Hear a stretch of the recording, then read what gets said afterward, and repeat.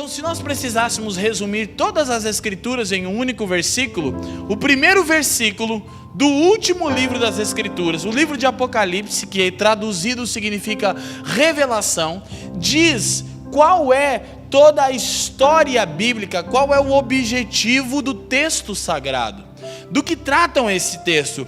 Esse texto sagrado não trata majoritariamente sobre dogmas, sobre leis humanas, sobre formas de vestir. Esse texto sagrado não trata sobre isso. Esse texto sagrado trata a respeito da revelação de Deus aos homens, que é Cristo.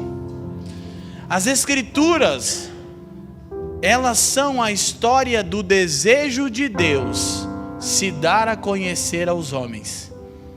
E quando Deus materializou tal vontade, essa vontade é seu Filho. Quem é Jesus Cristo? A revelação de Deus aos homens. Ele é tudo o que de Deus podemos ter, como nós cantamos. Então, na verdade, quando você compreende que as Escrituras não são um livro complexo, cheios de rituais ou de dogmas, embora quando você começa a ler os primeiros livros da Bíblia, você vai perceber que Deus tratava com um povo, o povo de Israel, e você vai perceber uma série de leis que provavelmente, se você não está familiarizado com o texto bíblico, elas não fazem nenhum sentido, te parecem umas coisas assim sem coerência nenhuma, mas na verdade tudo aquilo eram sombras. Eram fragmentos de um quadro todo que estava sendo montado. Então, quando chegamos ao ápice do texto bíblico, aproximadamente no ano 90 depois de Cristo, João é o autor do livro de Apocalipse. Ele vai registrar então as últimas palavras sagradas, o último texto canônico, e a primeira coisa que ele tem a dizer é: esta é a revelação de Jesus Cristo. As Escrituras são a história da revelação progressiva que Deus dá de si mesmo aos homens, Cristo. Então, a maneira mais correta de abordarmos esse livro, à luz do Espírito de Deus, é na busca de conhecermos uma pessoa, é na busca de encontrarmos um homem, o Filho de Deus encarnado.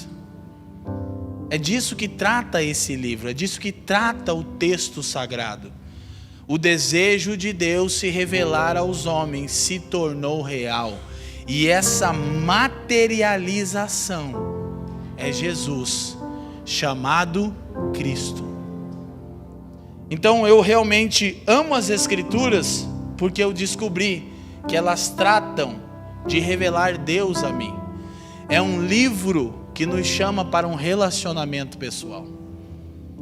É um livro, ou melhor, é o único livro, disse alguém, que nós lemos na presença do autor.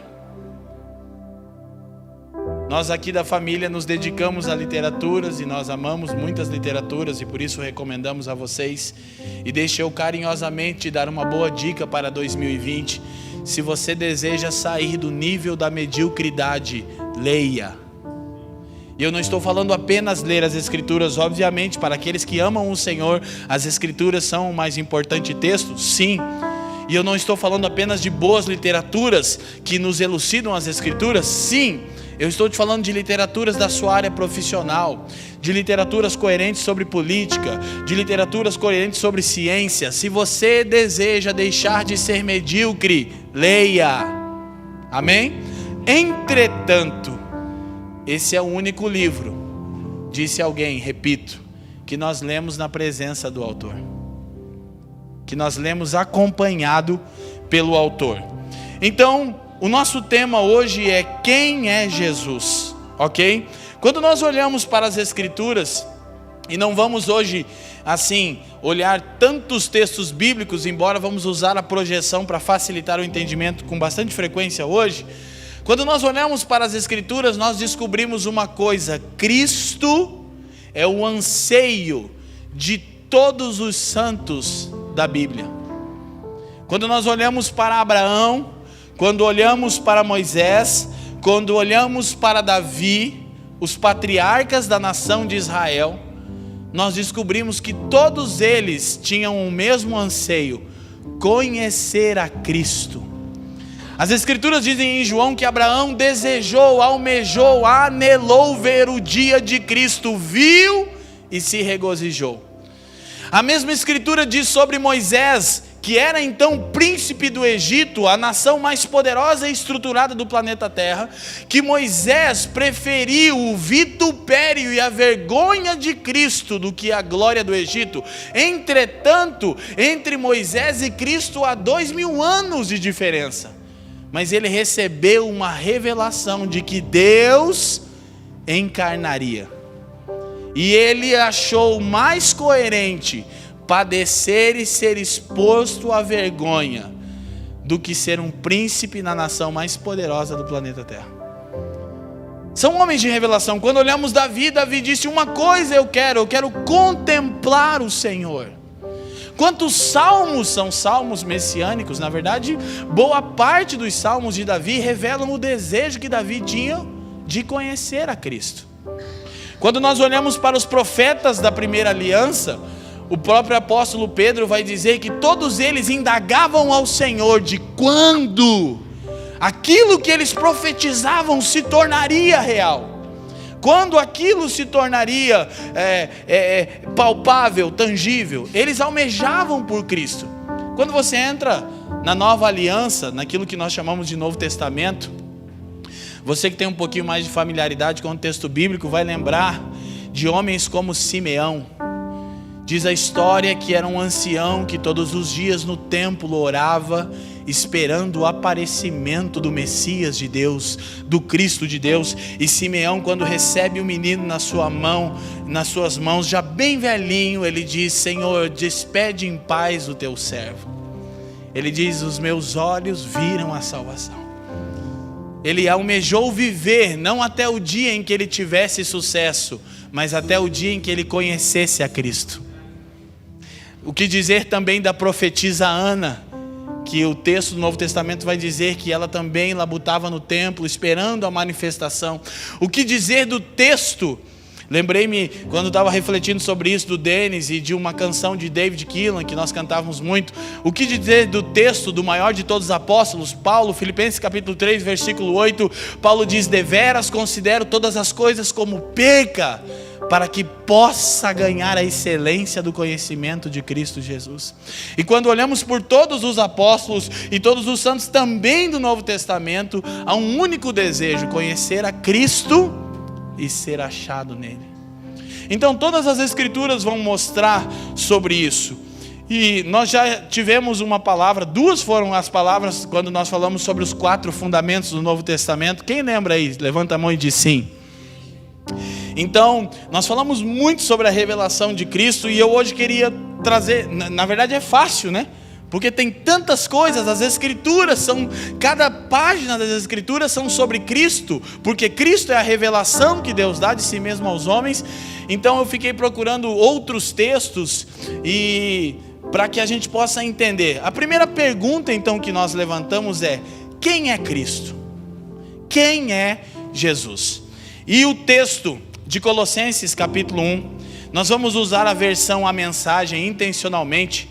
A Bíblia A Mensagem do Eugene Peterson é uma Bíblia contemporânea e dramatizada. É uma linguagem assim para você ler quando você está de folga. Não é a sua melhor Bíblia não é, de fato não é. Eu como pastor não cometerei tal erro. Não é uma Bíblia para você ter como a Bíblia que você lê de estudo. Ele mesmo diz isso na introdução dela. Se você tem e já leu o prefácio, porque eu já li, ele diz: olha, eu não estou querendo substituir a Bíblia tradicional. O Eugene Peterson é um importante pastor que ele pegou a linguagem bíblica e colocou no dia a dia de Manhattan, de Nova York. Assim, é muito legal e ela é muito útil para isso. Então eu escolhi alguns textos. Se você não consegue visualizar, preste atenção. Esse é o texto de Colossenses capítulo 1, versículo 15 em diante. Quando olhamos para o Filho, vemos o Deus invisível. Olhamos para o Filho e vemos o propósito original de Deus em toda a criação. Pois tudo, absolutamente tudo, acima e abaixo, visível e invisível, e todas as hierarquias dos anjos, tudo começou nele e nele encontra propósito. Ele estava lá antes que tudo viesse à existência e ele tudo mantém até o presente momento. E no que diz respeito à igreja, ele a organiza e mantém unida, assim como a cabeça dirige o corpo. Ele foi supremo no princípio e, abrindo a vitória da ressurreição, será supremo no fim. Do princípio ao fim, ele está lá, elevado acima de tudo e de todos. Ele é tão sublime que tudo que é de Deus encontra um lugar apropriado nele, sem nenhum conflito. Além disso, todas as peças quebradas e descolocadas do universo, pessoas e coisas, animais e átomos, estão agora concertados em vibrante harmonia, tudo por causa da sua morte, de seu sangue derramado na cruz. Quem é Jesus? Ele é tudo o que esse texto diz. Resumidamente, ele tem a primazia. Ele é o primeiro. Deixa eu te dizer uma coisa. Jesus não foi um vendedor de uma religião. Ele é a revelação de Deus aos homens. Ele estava lá antes de tudo. Ele é tudo o que de Deus podemos ter, e quando Deus decidiu se revelar aos homens, Ele deu o seu Filho. Amém? E nessa época natalina isso é realmente maravilhoso para pensarmos. Então Cristo é Deus encarnado e acessível. A coisa maravilhosa é que o texto, tornemos novamente a essa menção, por favor. Olha como o texto começa dizendo: quando olhamos para o Filho, vemos o Deus invisível. Isso é quase incongruente se fosse apenas uma interpretação de texto. Porque Deus é invisível, mas tudo aquilo que de Deus se pode ver estava em Jesus. Amém? E Jesus é a revelação de Deus. Agora, a grande questão que se levanta então é: Jesus é Deus encarnado, e não apenas Deus encarnado, é Deus encarnado e acessível aos homens. Não sem razão, Cristo andava no meio de pecadores. Não sem razão, Jesus se relacionava e amava as pessoas. Escute, Ele não apenas amava as pessoas num aspecto genérico, como aquele que ama a criação de Deus e de fato ama, mas as Escrituras vão mostrar os sentimentos de Jesus pelos seus discípulos, pelos seus amigos. Como quando Lázaro morre, ele recebe a notícia, as Escrituras dizem em João 11:35, Jesus, isso aí todo mundo decorou, né? Jesus chorou, e o texto diz porque ele amava Lázaro. Ele tinha prazer em estar na casa de Marta e Maria, de estar com seus amigos. Então, ele é Deus encarnado e acessível a todos nós. Jesus é o primogênito de toda a criação. A questão é, como conhecê-lo? Se você crê, Leandro, eu creio que Jesus é a encarnação de Deus, eu creio que Jesus é a revelação progressiva que Deus dá de si mesmo aos homens. Mas como conhecê-lo? Há duas maneiras centrais pelas quais nós conhecemos o Senhor. Primeiro, pelo Espírito. João 16:14, por favor. Ele me glorificará, porque há de receber do que é meu e vou-lo há de anunciar. Quem aqui já ouviu falar sobre o Espírito Santo? Levante sua mão e diga sim. Não vou perguntar agora, não precisa levantar sua mão. Mas quem acha estranho esse negócio de um Espírito que é santo? Cara, mas é um santo ou é um espírito?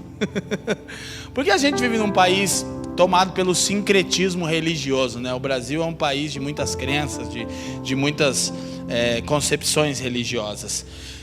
O Espírito Santo não é uma força, o Espírito Santo não é uma energia, o Espírito Santo não é um arrepio, o Espírito Santo não é um ídolo. O Espírito Santo é Deus, amém? E qual é a obra do Espírito? Revelar Cristo. Jesus disse: o Espírito me glorificará, porque Ele há de receber do que é meu e anunciar a vocês. Então, se você, repito, tendo andado com o Senhor, como muitos de nós, mas eu já ando com o Senhor, ok? Você lembra da famosa escritura de Oséias, capítulo 6, versículo 1 a 3? Diz: vinde e conheçamos ao Senhor e prossigamos em conhecê-lo. A vida eterna é conhecermos a Cristo, João 17,3. Então, a grande questão é que nós que já conhecemos, prosseguirmos em conhecê-lo. Como? Pelo Espírito. E se você com sinceridade no seu coração diz: hoje eu gostaria de conhecer a Jesus, eu ouço sobre Jesus, alguma coisa mexe no meu interior, mas eu não sei como. Então você pode pedir ao Espírito. Você pode dizer: Espírito de Deus, revela-me quem é Jesus. E fique pronto para que a sua vida seja radicalmente mudada. Quantos aqui podem testemunhar que isso aconteceu? Tem muitas pessoas que gostam de Jesus, mas não conhecem Jesus. Não receberam uma revelação no seu íntimo, dada pelo Espírito, de quem Jesus é. Então, a primeira maneira de conhecermos a Jesus, que é Deus encarnado e acessível, o primogênito de toda a criação, aquele que em tudo tem a primazia, é pelo Espírito. A segunda maneira, João 7, estamos aqui em João, versículo 38. E aqui há uma coisa muito interessante. O Espírito nos revela Cristo.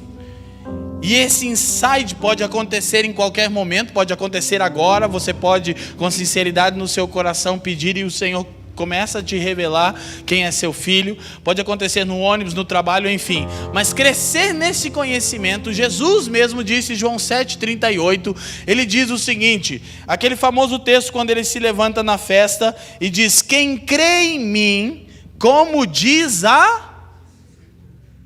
Quem crê em mim, como diz a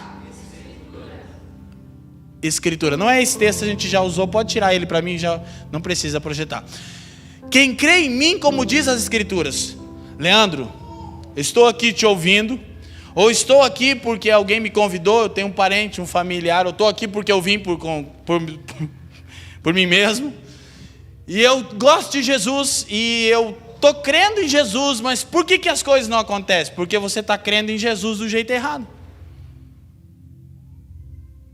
Porque Jesus diz: quem crê em mim, como diz, do seu interior fluirão rios de águas que estão vivas. Não é crer em Jesus como você acha que deve crer em Jesus, é como as Escrituras apresentam Jesus. Deixa eu te falar uma coisa, tem um monte de Cristo genérico por aí. O próprio Senhor disse que uma das principais marcas do fim dos tempos é um engano referente à sua pessoa. Nós na família dos que creem temos como base o fim dos tempos e ensinamos constantemente. Acabamos de terminar 6 meses de ensino todas as quartas-feiras sobre Apocalipse e sobre os eventos e os desdobramentos do tempo do fim. E nós sabemos que a primeira orientação do Cristo em Mateus 24 foi: cuidado para que ninguém vos engane. Ele diz: porque muitos virão em meu nome dizendo: eu sou o Cristo. Então há um Jesus genérico rolando aí. Por que ele é genérico? Porque é mais barato, mas faz o mesmo efeito, não te custa nada. Esse não é o Jesus que as Escrituras apresentam. O Cristo de Deus é aquele que é a encarnação de Deus, é a vida de Deus aos homens. Nós vamos ver coisas incríveis sobre ele. Mas é aquele que reivindica total soberania sobre o homem. Jesus não deseja uma parte das nossas vidas, é tudo ou nada. Um dos mais poderosos tangedores que nós amamos aqui na família, chamado Keith Gordon Green, ele dizia: ou Cristo é Senhor de tudo sobre a sua vida, ou então Ele não é Senhor de nada. Jesus é zeloso. Então, como conhecemos a Cristo? Como conhecemos a Jesus? Pelo Espírito, através das Escrituras. Mas ainda há uma crescente de revelação. E como mais, Leandro? Por intermédio da comunhão dos santos. A igreja é uma parte singular da revelação de Jesus ao mundo. Quando nós nos congregamos, quando nós nos reunimos em torno dele, então nós representamos ele ao mundo. Por isso as Escrituras nos orientam como viver. Quem está me entendendo, diga assim. Então a maneira de conhecermos ao Senhor é essa: pelo Espírito, através das Escrituras.